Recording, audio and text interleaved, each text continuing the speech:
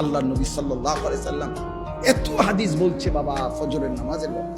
নবীজি বলছেন লান ইয়ালিজান নারা আহাদুন সাল্লা ক্বাবলা তুলুইশ শামস ওয়া ক্বাবলা গুরুবিহা। আল্লাহর নবী বলেন ফজরের নামাজ আর আসরের নামাজে যে পড়বে, খোদার কসম নবী বলেন জাহান্নামের আগুন তাকে এক বিন্দু স্পর্শ করবে না। লান নফি তাকিদ বলেন মৌলানা শব্দ বুঝি অর্থ কি? স্পর্শ করবেই না। লান ইয়ালিজান নারা আহাদ। নবীজি সাল্লাল্লাহু আলাইহি সাল্লাম উদাহরণ দিয়ে সাহাবাগণ একদিন বুঝাইছে, মজার উদাহরণ দিছে। নবীজি একদিন একটা উদাহরণ দিছে এমন সুন্দর, আপনারাও বুঝবেন। মনে করেন 100 কোটি মানুষ, আকাশে পূর্ণিমার চাঁদ উঠছে, উঠছে পূর্ণিমার চাঁদ।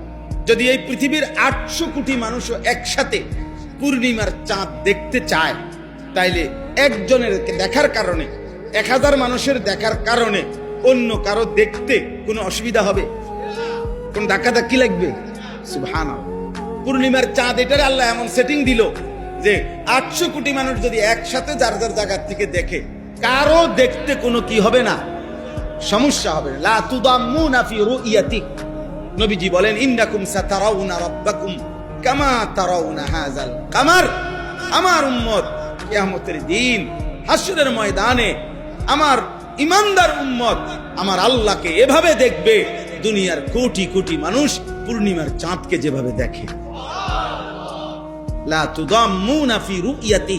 নবীজি বলেন পূর্ণিমার চাঁদ দেখতে গিয়ে যেমন কারো সাথে কারো ধাক্কা লাগে না, কারো সাথে কারো কি ভিড় হয় না, কারো সাথে কারো বাধাগ্রস্ত হয় না দেখতে, এরকম সমস্ত কোটি কোটি ইমানদার উম্মত আমার আল্লাহকে দেখতে কোনো ভিড় হবে না, সবাই দেখবে মালিকের